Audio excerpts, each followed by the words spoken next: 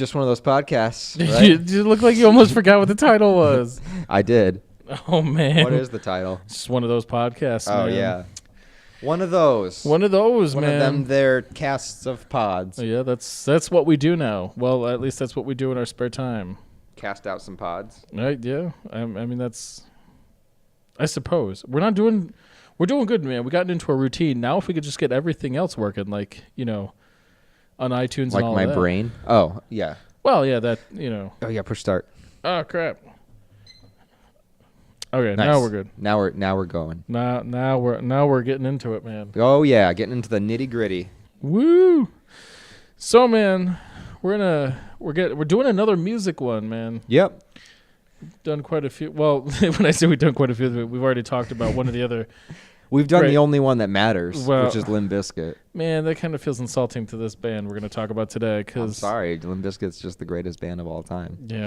You keep thinking that. No. The art speaks for itself, bro. I mean, I guess so. No, because you do that, and then all of it just starts the rest of the song into my head, and that drives me freaking nuts. Yeah. God.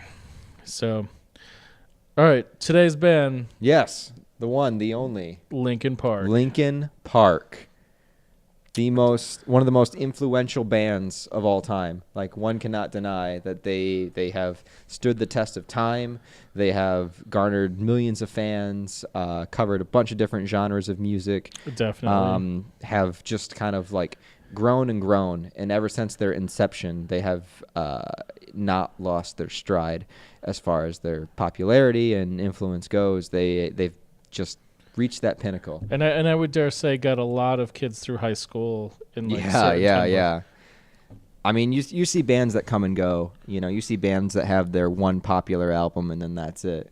But then there are bands out there that just kind of stuck around and just. Oh yeah, I mean they've been a pretty steady staple in my world. Like talking probably Meteora days and went backtrack to Hybrid Theory, Reanimation, and.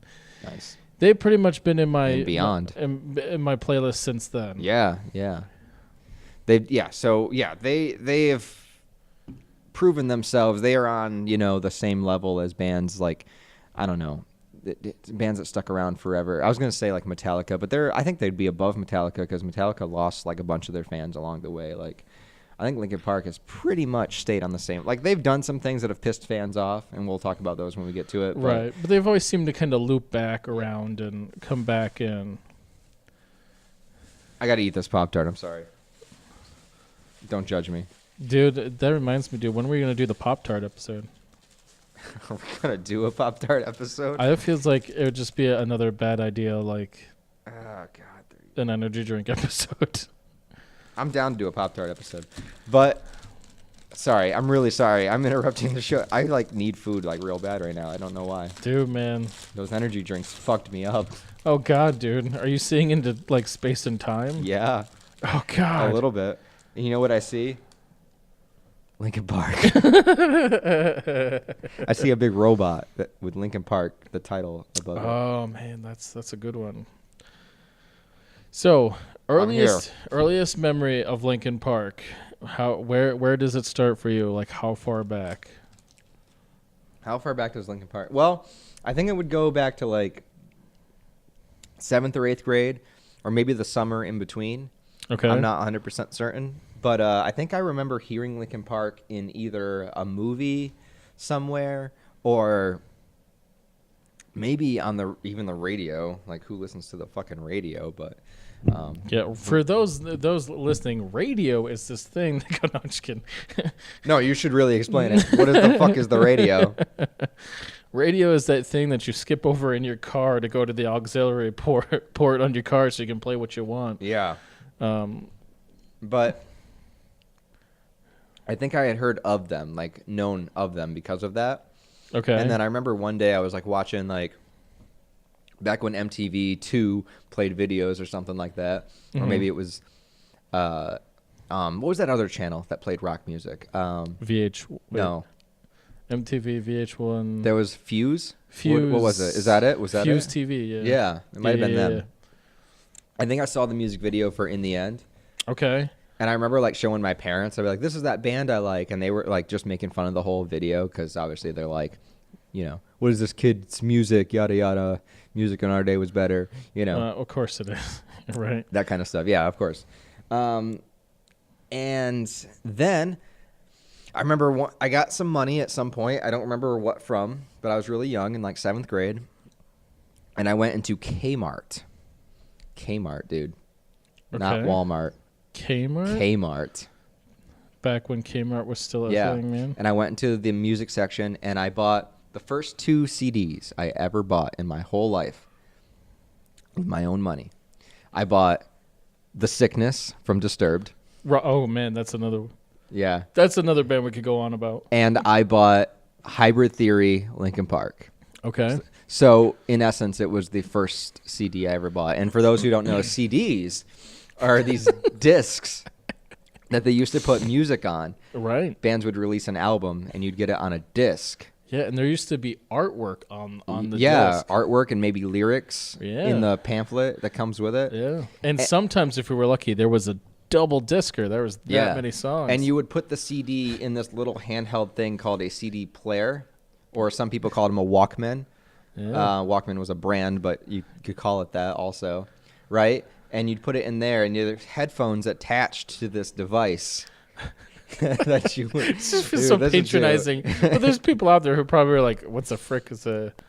Why would you use the CD? Why didn't you just get it on iTunes?" And the disc would spin, and you would listen to it that way. And you had to be sure that you got an anti-skip CD player because if you're walking while carrying it, it might skip from the shaking of the device. So you'd have to get an anti-skip. Yeah, version. dude, there was no way to be emo in high school unless you had an anti-skip. Otherwise, when you were walking and trying to ignore everybody, it would skip on you, and that's just not good, man. Yeah, you don't want that. Yeah, then you'd have to hear everybody else, and no one wants that either. So that was the first experience with Linkin Park I had. So it was their very first album. It was my first album I ever bought. So your first one was Meteora or Hybrid Theory? Hybrid Theory. It was Hybrid Theory? Mm-hmm. Okay. Because I'm trying to figure... Because I know I'm almost can say for sure my introduction to Linkin Park was through either you or somebody, guys. Because there was a group of us. And this was 7th grade. Because I remember it distinctly. Because we used to hang out in the basement, like the basement floor of the high school. Mm-hmm. And there was a group of us that used to hang out down there before school would start. And when I say hung out, we all just sat there on the floor listening to our own music, but we were all listening to the same album. This is high school. So, oh, yeah. So in 7th grade, I forget, like you guys had mentioned something about Linkin Park, and then that prompted me to go out and buy, I think I bought Meteora at the time. I think my introduction was more like Meteora, and then I went back to Hybrid Theory, and then from there on out, But I remember going and buying Meteora. I think it's still at my house someplace. Yeah. Is my actual CD of Meteora. I don't know whether it'll play, but I still have mine. Yeah, because that one, the cover art was like graffiti, like brown or black and amber kind of looking. Oh yeah. But no, that was my introduction. And yeah, the CD players back then were a big thing. Like I remember mine had like the anti-skip. I know some people went all out and they had like the strap and then like the clip over, so like it didn't come out. Like even if the disc popped off, it was legit. Not gonna go anywhere. Man, dude, I was thinking about this the other day. There was just something cool about sitting there and having this player with a disc spin. And then, like, the little digital readout that just had, like, track 1, like, disc 1, track 1, and a little counter and a timer, and you could skip. And then, like, some of them you could program. Like, God. You know what it is? It's the same thing with streaming movies. Like, okay, you have your iPod or your phone with, like, your thousands of songs, and it's super cool, right? But there was something more special about getting a single album. That like you had to specifically choose like what album do you want to listen to, and you had to take that out because you couldn't take all your CDs with you. I mean, maybe you could if you got one of those like, cases that you could slip. Dude, that was a whole nother kind of ordeal. Is like what kind of carrier did you have? Yeah. And but what I'm saying is like, I think it felt we have that nostalgic feeling for it because it felt more special. Like you were listening to an album because you had to go out, get the album, take it out, specifically put it in the CD player and listen to it. It wasn't just like you're on shuffle, or it wasn't just like, oh, I'm bored of this album now, I'm going to flip to this album real quick, or I'm bored of this one now. It was like you made a commitment, It was special. It felt like it mattered. I think you're right. I think there is something to that because, I don't even think about the fact now that, like, I can just make a playlist of, like, from, like, 10 different albums, 2 or 3 songs each, and that's all I'll listen to, whereas back then it was a commitment. I was either listening to Meteora or I was listening to Hybrid Theory or whatever other album. Like, there wasn't too much bouncing around. I mean, unless you got into the whole, burning your own CDs, but who's got time for that anyway? Mm-hmm. That was the closest thing to a playlist you were getting to back then. So I don't know, man. It just had so much meaning to it. That's true. I miss those days, though. I kind of miss those days. Yeah. I know I do. But anyways, Linkin Park. You don't want to reminisce some more about CDs, dude? I guess that could be its own episode, I suppose. That's true. I don't know whether I'd want to do that, but... So, when did... see if you can look up, when did Linkin Park form, and when did their first album come out? 99 and 2000. Okay. So, Hybrid Theory... Well, they were another... I'll back that up a bit. They were... It looks like they were another band for like 3 years. But they didn't really release anything. And then in 1990... they were known as Hybrid Theory for a little while. Well, if they did a self-album... Well, all right. They have years active as 99. They were also known as Zero from 96 to 99, Hybrid Theory in 99. And then at some point, they changed to the name Linkin Park. Okay. And then their first studio album was 2000. Does it say what the name Linkin Park means? Is that where they're from? Jeez. And in typical fashion, for everybody listening and watching, in typical fashion, I'm reading the Wikipedia page as quick as I can while we're having this conversation. This is the Wikipedia show. It's important to know these things. Yeah, but only through, Wikipedia. Are all things possible? I mean, maybe. Yeah. Yeah, it's really not going into where the name came from. It just kind of goes into... Okay. So if Hybrid Theory came out in 2000, that means that I probably didn't listen to it for like 2 years later, I would imagine. Because I don't think I listened to it until like 7th grade. And so that would have been like 2001, 2002. Yeah. Somewhere around there. Yeah, 2001. Yeah, 2001, 2002. Yeah, no, 2000. Yeah, that sounds about right. Yeah, because 6 years back from 2007. Mm-hmm. Yeah. Well, I always remember we were in 7th grade when 9/11 happened. Oh, that's right. Yeah. Right. So it had to be that year, 2000. So we were. Mm-hmm. So that album had been out like a year or so. So it's not too far. No. So I remember finding that, and I had not really listened to a lot of heavy music. Like before then, the music you'd listen to would just be like whatever was given to you, like whatever was popular, like Now, the Now albums or whatever, like you didn't really know what music was. Look, let's be honest. Before I found Linkin Park, I was listening to, I don't know whether I want to admit this, but let's just say I'm pretty sure before Linkin Park, it was your Backstreet Boys, your NSYNC, your... God. All of them. Let's just go with all of them. That's where the musical tastes were.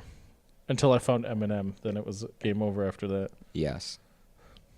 Eminem. We could do a whole podcast on that, too. Do we just make this a music podcast where we just read through Wikipedia pages and just... Anyways, but Hybrid Theory is... I think the name of the album is...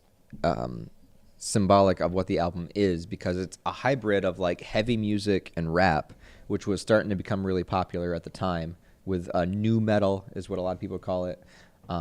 We talked about like Korn would be a nu metal band, and Limp Bizkit to an extent would be a nu metal band. I don't know if you'd really put Linkin Park into that genre, but they were definitely like taking elements of those and like mixing them together. They have two singers.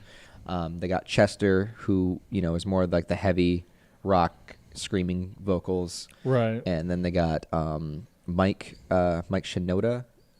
Is that his name? Shinoda. Yep, Shinoda. Yeah, and he does more of the rap, but he also plays instruments as well. He's like very musically versatile, and it was a combination of those. And you feel it like right off the bat in the first song is, you get kind of that like hip hoppy like sound, but then the guitar comes in, and it's a good like hybrid of the two. Right, right. And you were right. As you were talking about that, I went through. Linkin Park is based off of a park in Santa Monica. Ah, yeah, I thought so. They They were just gonna- spell it differently. Yeah, well, they're going to pay homage to it, but when it came to trying to get the internet, the website for Linkin Park, using LIN, COLN or whatever, Yeah, they couldn't do it. So then LINKIN was born. nice. But I mean, do you want to? I mean, we're talking about hybrid theory. Hybrid theory, yeah. So let's talk about that a little bit more. Hybrid theory has probably their most classic and well-known songs. I mean, we talk about them staying relevant to today, which is true, but most people, when they first start singing a Linkin Park song, is going to be probably from this first album, just because it's so classic. And I don't think there's a bad track on this album. I think this is one of those albums that is just solid from start to finish. Oh, dude, definitely. I mean, come on. You have Paper Cut right off the bat. Uh-huh. You have One Step Closer, Yeah. which I argue everybody's heard that song. Yeah. That's when I'd blare really loud when I was like mad at my mom. Right. Yeah. Yeah. With You, Good song. Points of Authority. Yeah, amazing. I mean, Crawling, Dude. which I feel like you type in Linkin Park, it's either Crawling that everybody goes to, Yeah. or number 8 on here, which is In the End, which Yep. I know everybody goes to. Yep. But after Crawling, you had Runaway, Mhm. By Myself, A Place for My Heart, Forgotten, Cure for the Itch, and Pushing Me Away. There is not a non. No, those are all. There's no just- song to skip on that one. There's Right. no. Yeah. They're all great. And do you have a favorite? Do you have a favorite track from? Oh God, from this one, dude, dude, that's like asking me what my favorite Kevin Smith movie is. That's like really tough to do. Well, but I mean, I would say it's either for me, it's either In the End, obviously, or actually Pushing Me Away is actually really good. It's kind of, I guess if you're counting like this album, it would be the underrated track. I feel like okay, it's a good closer out. I feel like close if out. if I want to listen to some Linkin Park really quick and I type into YouTube mindlessly and just click on one, I always end up going to In the End. Mm. I go to like Crawling or In the End. Yeah, And then if I'm really feeling it that day, it's One Step Closer. feeling frisky, really feeling frisky. Because there's just that like one step closer to the edge that like Yeah. I just love like yelling that part of that song. So Yep. like I always would go to that one. Those were like the 3 ones I hit almost every time I would listen to that album. Yeah, But I mean, you can't go wrong. I'm sorry, you can't go wrong. You type in Linkin Park, you go to any of those songs, there's just no going wrong. the music videos for them were really cool too. Like the One Step Closer one, they're like underground and there's like people on the ceiling doing kung fu and shit, and it's just really weird. Yeah, there's like animated versions of it too, I think. Wasn't there? I think that's the next album. There's an animated music video for one of the songs. Oh, is it? Yeah. I think you're right. Either way, they get into that territory. Yeah. They seems to be a lot of that. I was just trying to see how it was accepted. When it first, by like Right. critics and stuff. Sold 50,000 in its first week. Certified gold 5 weeks after its release. By 2001, it had sold 4.8 million copies. It was the best selling album of the year. That album was selling 100,000 copies a week That's pretty, until into early 2002. yeah, so they were right off the bat like It was considered a great band. yeah. Good It debut. was certified diamond eventually. Okay. Holy crap. So solid, fast-paced, and eventually certified diamond by the Recording Industry Association of America in 2005 for shipment of 10 million copies in the United States. To date, the album has sold 30 million copies worldwide, which makes it the best-selling debut album of the 21st century. Damn.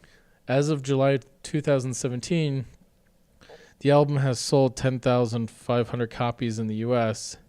After the death, well, we'll get there. But after the death of Chester Bennington in 2007, the album reached number 1 on the iTunes and Amazon Music charts.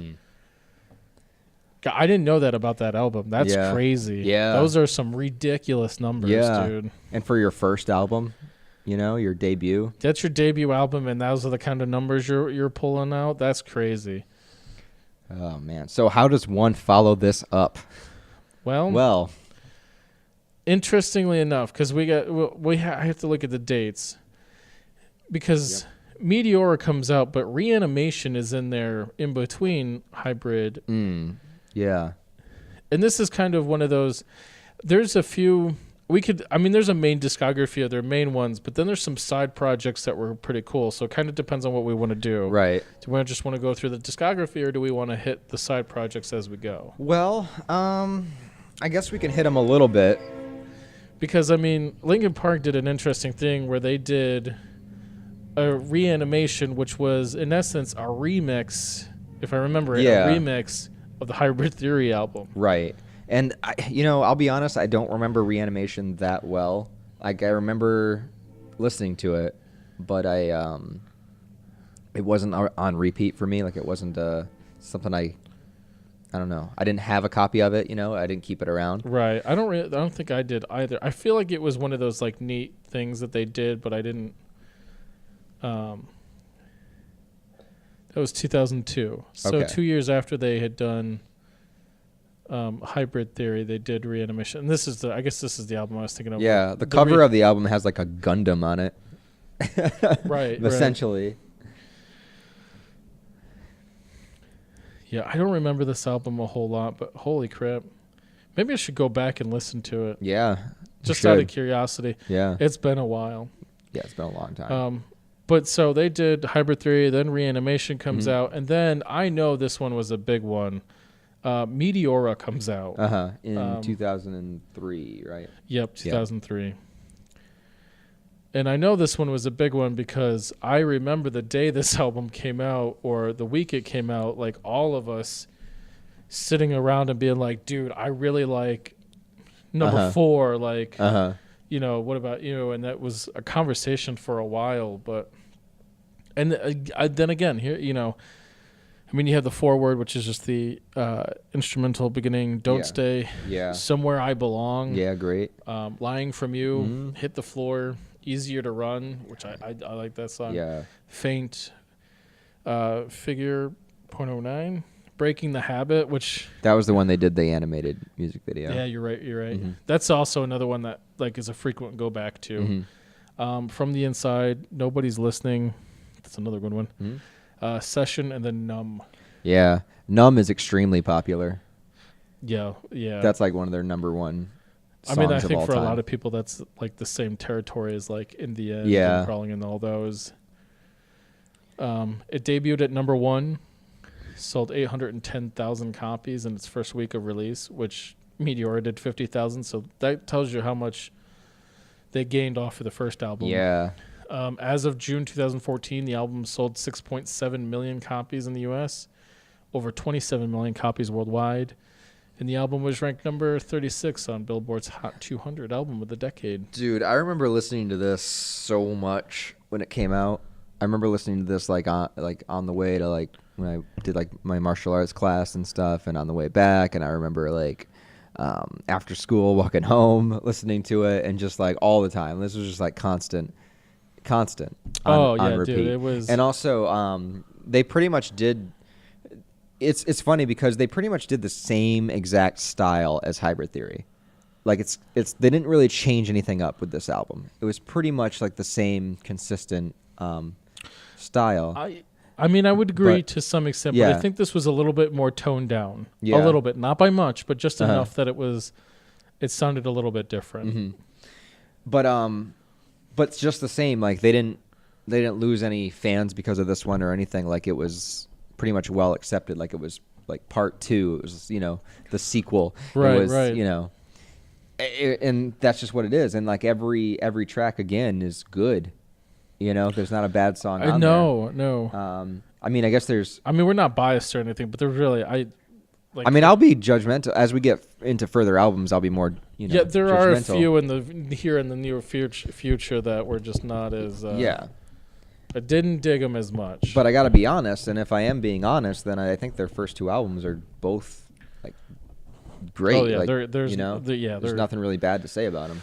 No, I mean, there really isn't. I mean, God, these songs were so intertwined into my high school years. Yeah. It's scary. Like, I mean, we God, they just seem to be everywhere. I mean, and we were talking about this earlier. Like one of our they were on. I remember hanging out with you. We would listen to Linkin Park, play video games, and then we would go on Kazaa because that was still a thing back then. Yeah.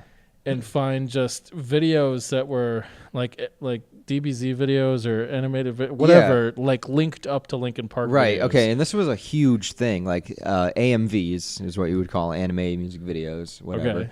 Okay. For some reason, people would make basically they would sync up like anime scenes with music and make like a music video out of it. Some people were better at it than others. Like some are really shitty and they just like overlap music and it doesn't match up with the clip at all. It annoys me. It's like a pet peeve. It's like if you're gonna edit a video, like you edit it to the music. Like come on. Right. Like how hard is this? Yeah. Anyways, but some of them were really good. But for whatever reason, I don't know why, it's Linkin Park was used for AMVs more than like any other band. Like every anime you could think of had like a Linkin Park music video like attached to it. Somebody made one, whether it was Dragon Ball Z or anything back in the day. I don't know, Kenshin or whatever you would watch. Just Linkin Park for some reason. Right. It was just right. super popular. It's crazy. It's like its own like little thing in the pocket of the internet. I wonder if it's just like they felt like they were. I don't know how to. I wasn't into anime, not as much as you were. Yeah. But I was definitely into like we'll just call it like nerdier stuff that is now like widely accepted. Like no one cares anymore. Sure. But back then it was a thing. But they kind of felt like the band that was accepting of all of those things. Like whether they were or not, for some odd reason in my head, I'm like they're nerdy too. They'll be yeah. So maybe that's why they were so. And maybe it was one caused the other or the other way around. But Yeah. Well, they did have a Gundam on the cover of their, that's true. Maybe they or like they a were- giant mech something that's close to a Gundam. Right. So yeah, great album. Yeah, Nothing- you really nothing can't. else more to can't- say. I don't know. No, you like- really can't, man. This. God, they did. Is this the one that they did the live album of too? What was live in Texas? It must have been after this one. I think so, because I really liked live in Texas. I know it was not a lot of people's favorite, but I did kind of enjoy. Some bands cannot do live albums very well, but Linkin Park is not one of those bands. Yeah, I'm really kind of bummed I never got to see them. Yeah, same. I thought about going this one time, but the ticket prices were just like too insane at the time. It was after they became like way too big. Yeah. Okay, 2003 was the Live in Texas album. Same year as Meteora. Yeah, because I remember this coming out, and I really enjoyed this album because it was just really. I thought they did really well with it. Because some of their live versions of songs were just really, really good. Of course, dude, I feel like we have to talk about it because Collision Course. Okay. Which was the Jay-Z Linkin Park. Okay. I don't know if I even really listened to that. I did. What year did it come out? 2004. Okay. So it came out shortly after. Yeah, this was the time frame where they did what? They They did Meteora, then they did the Live in Texas, and then they did Collision Course. Like all within. So they were like all experimenting with like crazy weird stuff right from the get go. Yeah, they were not afraid to. Starting with Reanimation, and then and then this and everything. Like they just kind of like. Which, if I remember right, and most of the people, yeah, it wasn't a very long album. I think it was only like 5 or 6 songs. Yeah. And basically, it was a mashup of Jay-Z songs with Linkin Park songs. And all I can remember about this album was I really liked it. I think I bought it. I thought it was good. Everybody else seemed to be like, no thanks. Yeah, I don't really remember it. Like I don't remember listening to it at all. Dude, I might have just not. I don't know. Dude, there's a good chance you didn't, because there was a lot of people who didn't. Like it was one of those like. Because rap was not big. Yeah. I know in our group of friends, rap was just not a big deal. Mm-hmm. It wasn't what it just wasn't a big deal. Yeah. So like when they did kind of the combination with Jay-Z and Linkin Park together, I remember a lot of people were like, no, that I don't like it. Right. Where what I remember, I liked it, but I probably was like one of one that liked it. But we'll have to listen to a bit from it, I guess, and I'll make a new opinion if I can find it. That's how. Let's see, because then they had Meteora, some side projects, and then I think this is about the time I'll be honest, I start to lose Linkin Park a little bit. It is on YouTube. Okay. So just in case we want to listen to some of it, it's on there. We may revisit it. Yes. We'll see. So the next album after Meteora is Minutes to Midnight. Yeah. Which I like it. But it was their first kind of departure. It was their first bit of like changing. There's a lot more softer tracks on this than we were used to at the time. Yeah. I think I don't remember. I remember not liking the album as much. It was very. I remember us having this conversation. I didn't particularly care for it because I'm like, dude, it's so different from what they're usually doing that I didn't like it. And you're like, dude, that's what I like about it is how different it was. And so I feel like it's maybe one of those albums that I'll go back now that I'm older. I'll go back and listen to and see if I've changed my mind. There are some like What I've Done. Yeah. I really like that song. There's some songs I like, but the first track's an intro, but the second track, Given Up, that's still a heavy. That song fits just right in with Meteora and Hybrid Theory. See, maybe I need to go back and re-listen. But then Bleed It Out is okay. Yeah, that's an upbeat one, but they have a lot more soft like Leave Out All the Rest, Hands Held High, Valentine's Day, In Between, In Pieces. And The Little Thing, the last track. So half this album is like softer, slower songs. Yeah. And that's something we definitely were not used to at the time from them. Yeah, and I don't think it really... but they're good, though. Like, they are... Yeah, and I'm not denying they're good. It just wasn't my thing at the time. I think this was also about the time... When was this? 2007. This was our graduating year. Yeah, this was as we were graduating. I think by this time... And it was just 4 years off since Meteora. Yep. So I was listening to other stuff. I was still going back and listening to the old stuff. But this was also around the time where I used to be really big into music. I mean, I think you can attest to the fact that somebody could come up to me, ask me about a band, and I could be like, well, if you believe rumors, there's an album coming out next year. If you believe their website, their emailing list, it's going to be in 2 years. And blah, blah. I used to be very knowledgeable about like the music I listened to, and then that kind of switched towards the end of the latter years of high school. And then about this time, I think I was so done with high school, I wanted to be at college that like I kind of music became a second thought to me. I didn't even think about it. And then when I didn't particularly care for most of the songs during then, I think I just kind of backed away for a while. So I think this is like my first falling out with Linkin Park. Gotcha. I was still listening to the old stuff, but listening to their new stuff, not so much of a fan. I was right on board when this one came out. I was still a fanboy groupie, but I still really do like it though. After all this time, it's different than their first two. It's a lot different. There's still some tracks in there that feel like the first two, but for the most part, it's just a very softer album. Yeah, That's what I'd say. I'm really feeling like I need to go back and We should go back and listen to that one again because and just kind of listen. Because there are some, and believe it or not, I bought like not too long ago like later versions of the new Guitar Hero, and there's a lot of from Minutes to Midnight on there. Oh, okay, because they are like the upbeat. Yeah, like they work really well for Guitar Hero. Gotcha. Kind right of. on. So then we get into, I don't remember this album, 1,000 Suns. Okay. So this one, I'll wait till you click on it. Yeah, I don't remember this album at all. All right, I do. What year did this come out? 2010. 2010. Damn. I don't even think I remember this was the first one I did not like. I remember listening to this, and I don't even. Dude, I don't recognize any of this. Maybe I don't know. I think the only one I liked on this was Wretches and Kings. Okay.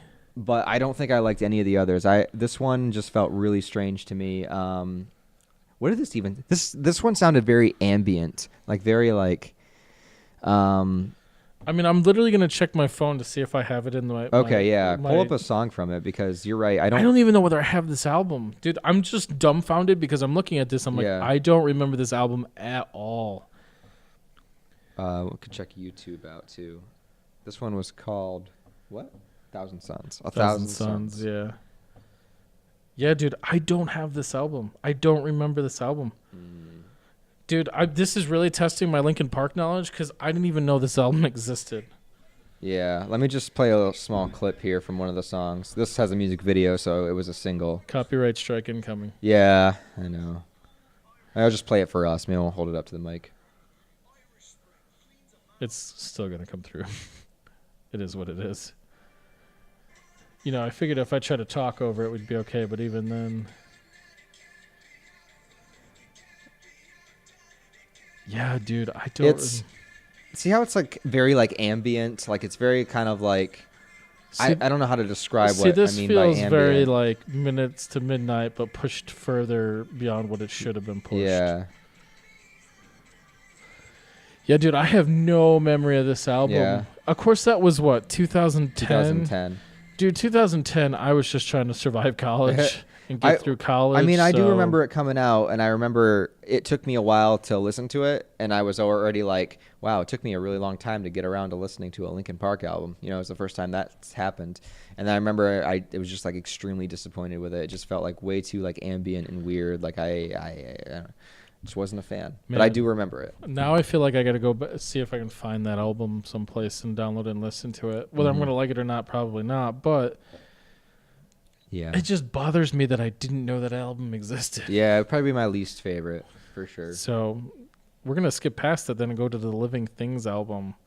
Okay. This one, again, is really good. This is another one that, like, I initially would tell you that I was not a big fan of it. But I forget what it was. Castle of Glass. Oh, yeah. That's good. That one, it was Guitar Hero. Was it? Yeah. Nice. It came up on Guitar Hero, and I was just like, God, I don't know what I was kind of actively, because this is 2012, and the last album I liked from them was like 2004. Yeah.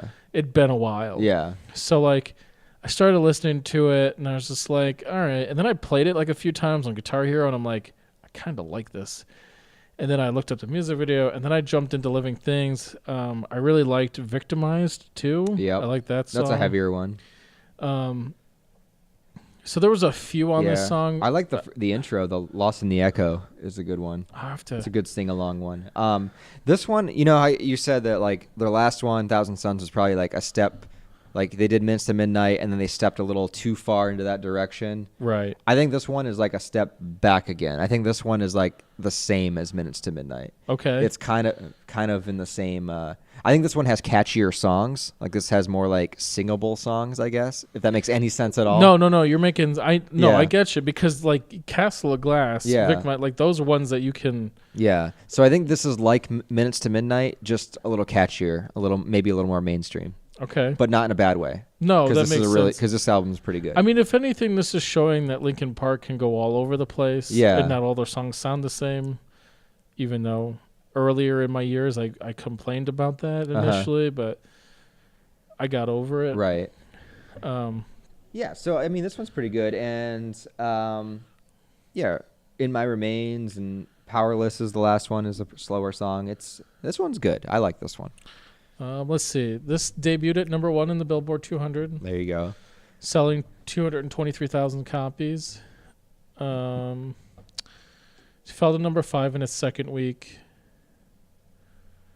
It reached the top in 17 countries. Was certified gold in Australia for shipments of at least 35,000. Gold in Switzerland, UK. Blah blah blah. Yeah. So still did pretty good. They're still pretty popular. Actually, go back to their last album and see what that sold. I'm wondering if I'm in the minority with thinking that it's their worst, or if. Well, and this is getting tough because we don't know, because we're getting into the digital era. Right. That's also true. It's yeah. also going to skew everything and make it look not as good. Just quickly skim through the reception. Thousand Suns debuted at number 1 in the first week of sales with 241,000 copies, so it's doing about the same. I mean, nowhere near the numbers like they were doing. But you're also right. This is more of the digital age too, so right. Things have kind of changed. Became Linkin Park's 4th U.S. number 1 album, although the first week sales were significantly lower than those of their previous album, Minutes to Midnight, which opened at 623,000 copies. Let's see. I mean, it kind of just did its thing after that. Okay. I was just curious if it was like a it real bomb or anything. 1 million as of August 2017. So it did kind of go a little bit downhill. Yeah. A little bit, but I love this. Upon its release, A Thousand Suns was well received by critics, although some were less enthusiastic. Yeah. I was less enthusiastic. Yeah. I don't know. I just don't remember that album. It is what it is. Yeah. I'll go back and look. So, but yeah, Living Things. I know I have this album. I know I've listened to bits and pieces of it, but Castle of Glass was definitely the song that kind of roped me back into him. So next one we get is The Hunting Party. The Hunting Party. Which is another one that there's songs off of it, but I don't remember. Let's see. I do remember listening to this quite a bit when it came out. Yeah, I do. I mean, it's on my phone. Like I have them, but I don't remember going back too much and listening to it. Like I listened to it a few times when it came out, but I don't remember any particular song going back to and being like. God, I remember. God, it's weird because the Final Masquerade, I think, is one that was. Yeah, it's weird because decent. the song titles look so familiar to me, but like I'm not drawing much of a. Right, that's why like Final Masquerade and Rebellion look really familiar to me, Yeah. but I can't tell you why. All for Nothing kind of does too. But I think this is just really making me realize how much of my love for Linkin Park is based off of like a 4-year span from like 2001 to 2005. Like it was ingrained that heavily. Yeah. And then like I didn't really like Linkin Park grew up and I kind of didn't really grow up with them. I kind of Right. But I will still argue that they're, it didn't. They could have put out whatever they wanted after they put out those first Sure. 3-4 albums, and I would have been like, whatever, it's Linkin Park. That's true. Let them do what they want to do. Yeah, this one, I believe this one was again kind of like a decent mix of like heavier stuff and softer stuff, and I think again it's kind of in the same vein as the one before this, like that same, not Minutes to Midnight, but the same kind of style, Living Things. Was the Okay. one before this. Like, it's still the same stuff. Like, so, like, the first two are very similar, and then they're like third, fifth, and sixth are also very similar. Right. Yeah. Is what I'd say. So this was 2014? Yeah, 2014. Mm-hmm. And then we get into One More Light, which was their album that came out in 2017. Yeah. This was extremely different. Very much so. This was the most like radical departure they'd ever done. Yeah, and what's interesting now that I'm reading the writers and the producers and the notes on all this, you notice that like all the older albums for writers and producers, it was just Linkin Park. Now we're getting into individual people, territories. I remember listening to some of it and didn't think it was too bad. Yeah, I'll be honest. I'll be 100% honest. Is that when this came out, I didn't care for it. I didn't want to listen to it because it just seemed like such a huge difference Right. that it didn't feel like Linkin Park to me, and I kind of ignored it.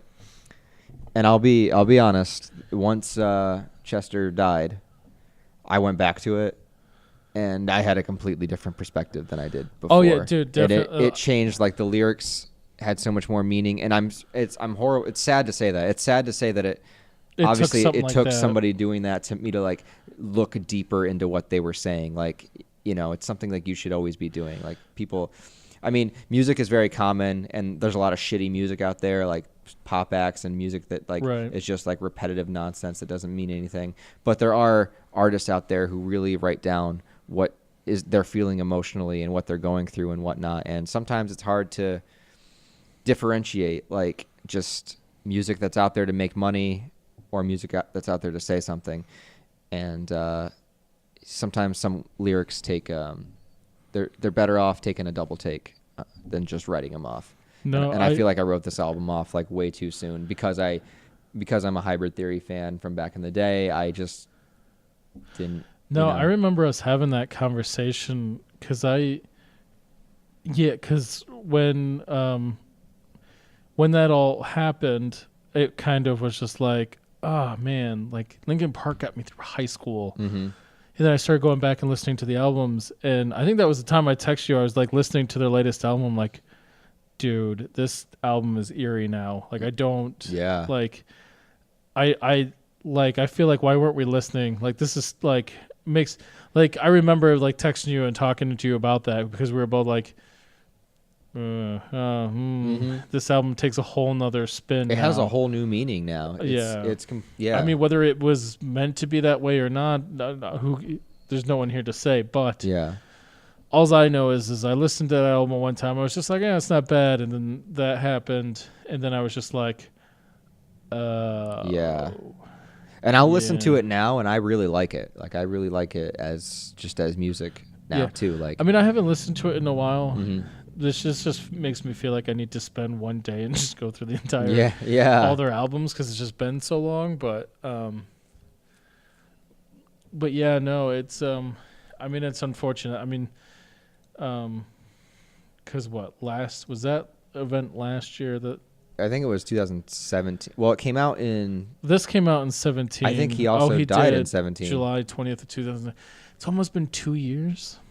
Yeah, so it was like right after the album release. So one has to wonder. I mean, I don't know. One has to wonder if while they were writing this, maybe he, in the back of his mind, he kind of knew what was going to happen, right? And maybe this was kind of him just his last hurrah. Yeah, just getting it out, just letting everybody know without letting them know. Right. And what we're talking, I mean, I imagine most listening know, but Chester Bennington committed suicide in 2017, which was a huge blow for a lot of us because, I mean, as I said, Linkin Park was my high school years. Yeah, it's the voice of your adolescence. Right. And then he dies, and it's like, I mean, obviously you don't know him personally, and, you know, famous people die all the time. But this one was a little bit different because, you know, you listen to this guy's words and... I think this is one of those, like, every once in a while, and it doesn't happen often, but every once in a while you have that, like, one creator or favorite, like, that one person that passes away that you didn't really think was going to hit you in a way, but then you're kind of like, damn, that kind of sucks. Yeah. And then you kind of go back through the work a little bit. And I think that was one of the ones that did it for me. Like, that happened, and I kind of went on a Linkin Park deep dive for a little while. Yeah. Because it's unfortunate. It was one of those, like, you didn't think it affected you that heavily, but then it kind of did. Because someone at work told me, I didn't believe him at first. I thought it was one of those, you know how rumors spread online, like, this so-and-so died, but they didn't, you know. I thought it was one of those, but then it wasn't. Yeah, and he wasn't very old, like 41, 42, someplace in there. Yeah, but no, it's a shame. I don't know. I think Linkin Park came out afterwards and did a few, like...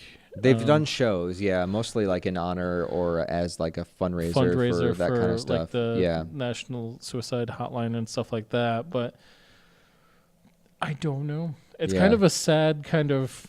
I don't want to say ending to Linkin Park at this moment in time. But there's a couple of things. Well, one thing I want to say, though, is that I think him committing suicide is a testament to the fact that, look, mental illness is mental illness, and it doesn't get cured by having lots of money. It doesn't get cured by having lots of fans and followers. It doesn't get cured by living your dream job. Like, it's something inside of you that you need to take care of yourself through, you know, whatever means necessary to get through it. Like, a lot of people think that they're depressed and think that, you know, if they were rich or something that it would change or something, but like, your external circumstances don't change your internal ones. You know, it's like if you are depressed poor, you might be depressed happy too, you know. I mean, depressed rich as well. Like, it's something internal to take care of. And if anything, I mean, with as big of a band as Linkin Park was, as popular as he was, as famous and everything, like, most people wouldn't think that somebody like that would have, you know, depression so bad that they would want to kill themselves. It's like, what do they got to be upset about? But it's not about that. It's an internal struggle. It also shows like how out of left field some of this can happen because I mean, there was the family posted a photo of him just days before, like with his family, looking like nothing was wrong, and then unfortunately, something like that happened. Yeah. So, I mean, it's a shame. Yeah. Sorry, that was just a little how rant. Comes every time we do a musical one, it always ends on such a sad note? You know, the music business is a harsh place, man. I don't like. It ends very sadly. This is the sadly. second time we've done a musical deep dive, and then at the end, I'm kind of like. But I'm curious. I'm just kind of bummed. What is the future of Linkin Park? Are they going to continue to be a band? Because remember, they do have two singers. Obviously, Chester sung like 80%, you know, and Mike sung like the rest. But, you know, Chester was like the rock singer. Mike is more of like the rap. He sings too, but Chester is what you think of when you think of someone singing in Linkin Park. And are they going to continue to be a band? Like, are they going to make another album, or are they just, like, I don't know. I haven't, like, looked into it. Like, I don't know what they're going to do. Well, and I don't even, I always wonder, I wonder if they know what they're doing either. I don't think they do. I mean, God, I don't think you can replace his vocals. I don't know whether I'd want them. Yeah, this late in the game, I don't think you could get a new singer. Like, maybe you could do it if it was, like, your second or third album. Right. But when you've made so many and, you know, so much of it has been him, like, you couldn't just go get somebody. You know, the thought just occurred to me, too. Like, there's just... I don't know how to bring this into the world. You know, the other thing, and I know we've talked about it before, is the other thing, I think why some of the later albums didn't hit with me as much as... Do you remember us having a conversation about his voice is just, like... all over the place, and he was really into it, and then like 3-4 albums in, it just felt like he was phoning it in for a little while. Yeah, well, that might be the reason why they did a lot of softer songs moving forward. I mean, I can't imagine that's really good on. Yeah, it might have been a lot easier on his vocals to do. Yeah, and also maybe they got, you know, all the rage and aggression out. You know, like that happens sometimes. But no, I don't even know why I went there. But yeah, I don't know. As for the future of Linkin Park, it's tough to say. I don't know.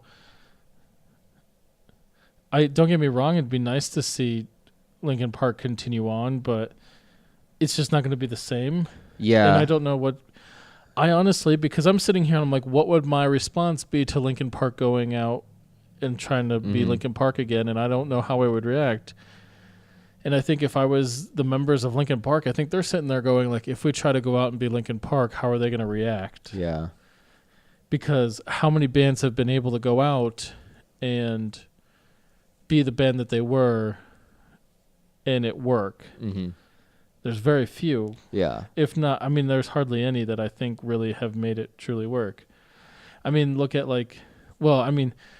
example of it not always working out right and it like sort of working. Metallica, they replaced the bassist? They replaced like 2 times. like 2 times. Yeah. In very quick succession.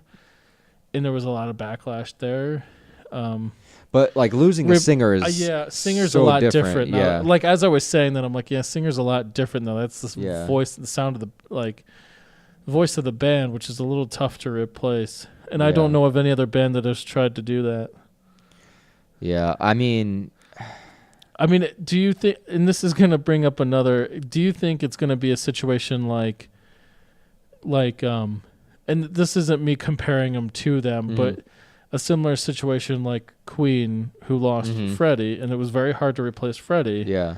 So Queen plays every once in a while, but it's usually with a special guest singer. To it's usually Queen with blah blah blah blah blah as the lead singer. Do you see them coming out and doing a concert every once in a while? Yeah. With, Linkin Park with special guest blah blah blah. I could see them doing that because I don't see them giving up music. Like maybe shut up. Maybe giving up the title Linkin Park.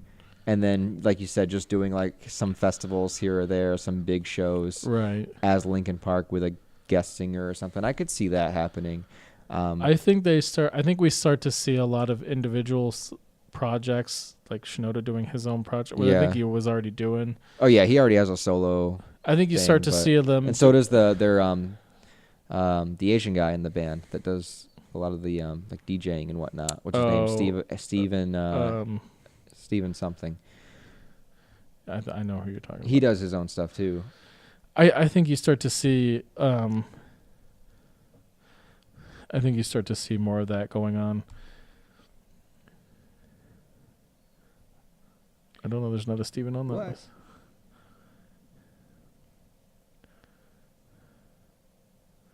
Weird. What's his name? Oh God. I don't know. That was Mr. Han. Oh yeah, maybe that's Mr. Han. Introducing Mr. Han. Sorry, I'm thinking of someone else. Who am I thinking of? I don't know. But yeah. Anyways, I think that's what I think we'll start to see a lot of individual side projects. So over or under 50%, will we see another album under the Linkin Park name?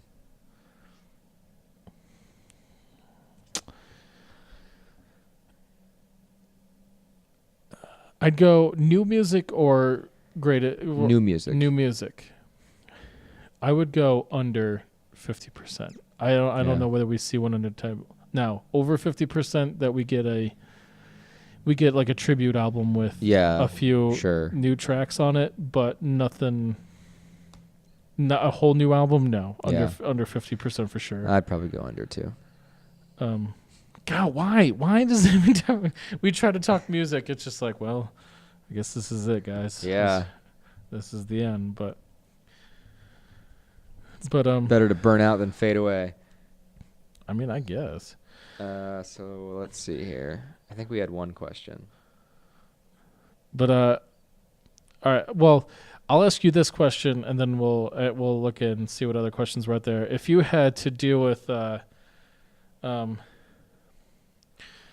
if you could only listen to like one album of theirs from here until whenever, which one would you go with?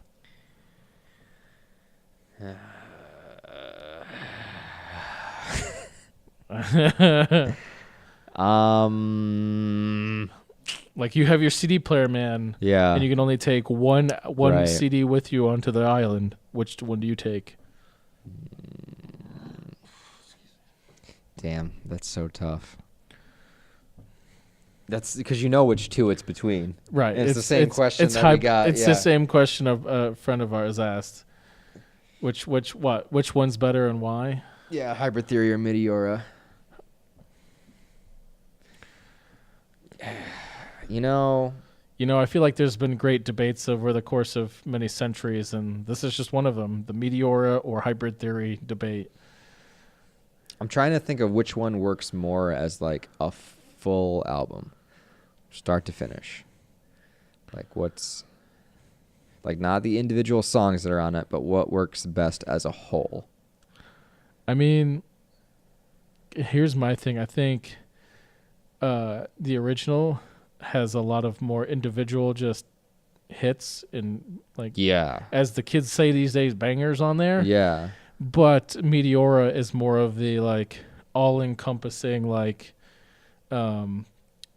experience. Mm-hmm. Does that make sense? Like it's all-encompassing, all kind of works together. Yeah. And it's just an experience from the beginning till the end, whereas Hybrid Theory is just like one banger after another, but not necessarily an experience altogether. Right.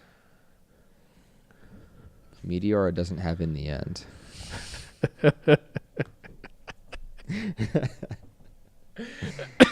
I'll be honest. I was sitting here. I was trying to think of that because I knew our friend had asked us about that, and I'm like, I'm gonna go. I'd probably take Hybrid Theory. See, now I was thinking Meteora. Just because I would miss In the End too much. Yeah, well, see, there's that. See, but And like crawling. But you're right. Like as a full, Don't Stay, Somewhere I Belong, Easier to Run, Numb. Yeah. All right, I'm gonna go Meteora. Fuck it. You going Meteora? Yeah. Meteora? If I think about it too much longer, I'm just gonna go back and forth. I'm gonna go Hybrid Theory. Okay. Well, there you go. So the answer to your question is we're both taking different albums. But dude, I can't live without In the End, Crawling, right. One Step Closer. No, man, I gotta go with it. Hybrid Theory. Yeah. Let's just look at the songs I won't be able to listen to anymore if I did that. Let's see. Don't Stay. Man, Somewhere I Belong. God, man, Numb, Faint. Before You Hit the Floor. Breaking the Habit. No, man. I think I got to stick with the OG album. I'm going to miss Meteora like a lot. Yeah. I'll probably cry myself to sleep and try to remember the songs in my head, but like it'd have to be Hybrid Theory. I feel like that's what I'm going with. All right. Well, there you have it, ladies and gentlemen. By the way, were we going to answer the question about what energy drink they would have on their bus? Oh, I forgot about that one. What energy drink would Linkin Park have on their bus? Yeah. I don't know. I feel like it would be Monster. Yeah. They're just Red Bull's too clean. Monster feels like the grungier of the energy drink. Sure. Like Red Bull is for like your poppy. Why don't they drink Rockstar because they're rock stars? Yeah, but that's too on the nose. Oh, okay. That's way too on the nose, man. You don't want to be that. They don't want to be those people. Like, gotcha. We drink Rockstar. You don't want to be them. So. Okay. I mean, sure. that's what I'm. That works. Why not? But man. So final thoughts on this. Like once again, an episode where we're like, dude, they're awesome, and then at the end we're like, I'm sad, man. Final thoughts is some people think this band is overrated. Some people think that they're just a radio band. For me, like, listen, we're talking about a mainstream band here. There's no getting around it. Like Linkin Park is mainstream. Everybody knows them. All right.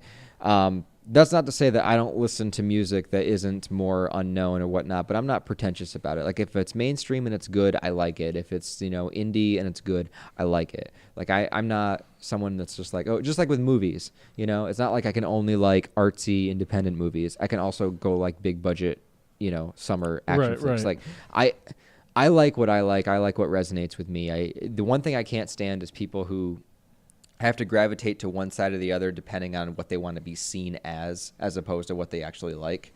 I hate that shit. And I will say that, like, I'm not the biggest music person in the world. All right, I'm not musically savvy, so I can't tell you about their guitar work, and I can't tell you about this, how technical it is and whatnot. But I'll say that if you just listen to Linkin Park, especially those first two albums, I think the third one is also really great, and a couple of the others that I really like.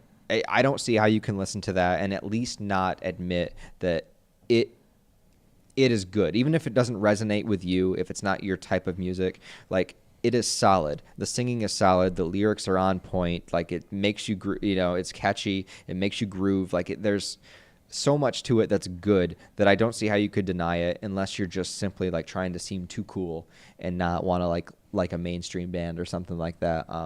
So I've liked Linkin Park since obviously 2002 or whenever it was when I bought that first CD at Kmart, right? So I've liked them all these years, and I haven't changed my mind because I've gotten older or because of this or that.